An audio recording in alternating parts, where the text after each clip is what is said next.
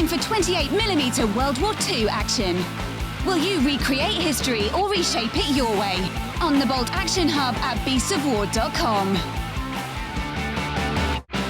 Fight for the Iron Kingdoms as a warcaster. Take control of the mighty jacks, arcane devices, and dark sorceries to bring the fight to the War Machine Hub on beastsofwar.com.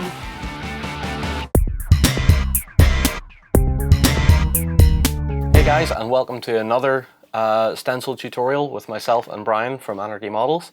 We're going to be showing a bit of an alternative use for one of your stencils. Yeah, we're going to be using the leopard spots one again, which is let's show, but it's easy to see. Probably easier to see that one. Easier to see the larger That's one. the bigger one. But we're not going to use it to leopard spots. We're going to use it to give like a background texture to a skin on this Shadows of Brimstone Slug here. So, should we get going? Yes, let's get going. Right. We don't need to explain any more than that. So what colours are we going to be starting with, or what are we doing initially? Initially, we are using pretty much 50-50 of tank brown and black, but pretty much any dark brown and black would do. Yeah. You know, this is just we've heard of pre-shading. This is kind of pre-shade texturing. Yeah. The same idea. We're going to paint over this. So you want a really strong colour, which is why we've gone for. It's a very dark brown, almost black, which we'll see in a minute. So I'm just going to pick out some of the Slug with the stencil. So we've got the leopard spots here. Yeah. But what we do, if we now take that and use a different part of the stencil, maybe rotate it as well, we'll get like a double effect. It starts to break it up and it stops looking like leopard spots. Yeah. We can even keep going as much as we want with that.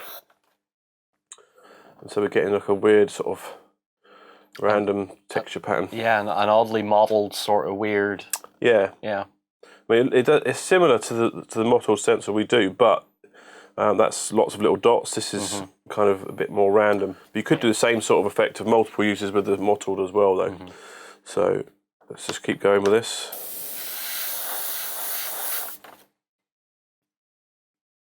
Just keep moving around. Try not to pick the same spot and keep repeating the same spot too much. Just keep rotating the stencil and moving it around.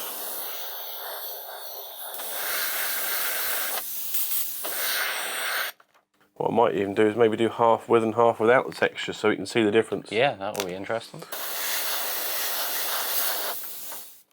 So there we go, we've got our random mottly sort of spots pattern there. And blank the other side. So next we'll move on to our colour. And in that's the wrong one.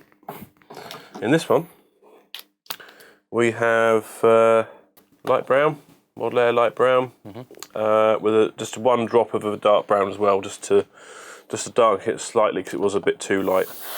And then I'm going to start picking out some of the areas. I'm making quite light on top. The textures are pretty much going to disappear. I'm going to try and keep it on the sides.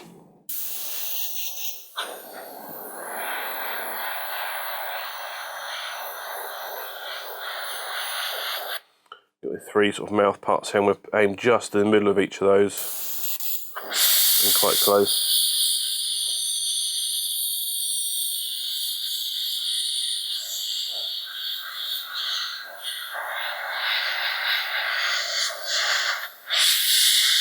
Get this fleshy part around there. Want that to look different from the rest, so I'm going to totally cover up the spots for that. Do the boring plain side.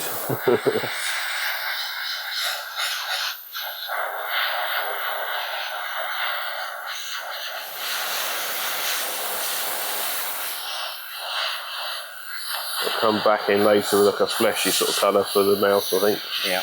That's the idea. So as you see, you've got a very plain thing here. You could try and do some washes and stuff, but then you could also do it on top of this as well if you wanted. So I'm just going to go to a slightly lighter version of this colour now. And of course, once you're done with all this, you would add a gloss varnish. Yeah, nice heavy gloss varnish, probably several coats. Yeah. And you're going to make them look really slimy. I'm going to pick out some of the edges now.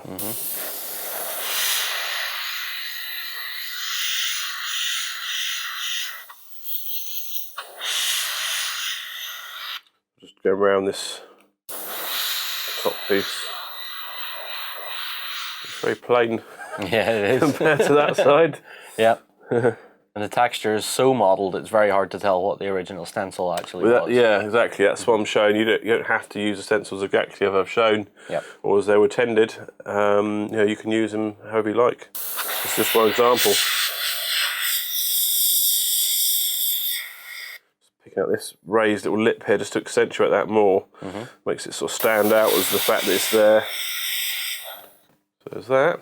And then the last bit is we're just going to give it a bit of a shade in certain areas, and this is mostly game ink, The sepia. Yep. With quite a lot of thinner in it.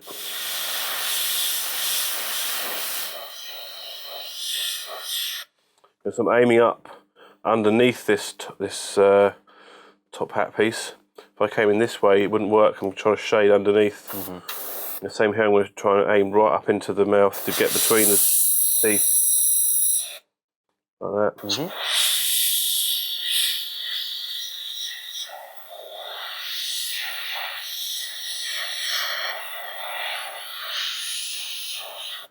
And we'll try and make this look a bit more interesting this side now. I don't think it's going to happen, to be honest. It's helped it a bit, but you know.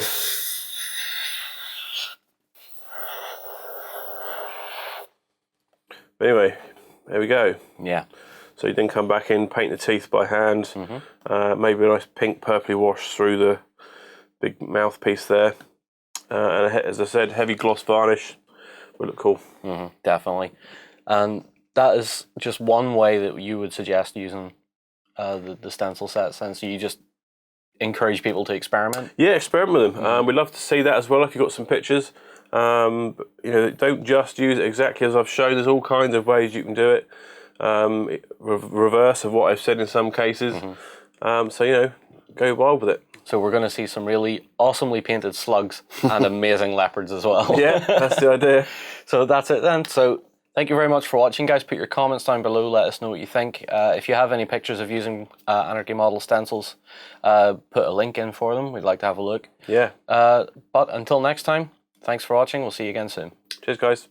From Viking halls to the cities of the future, terrain buffs will love our foreground hub.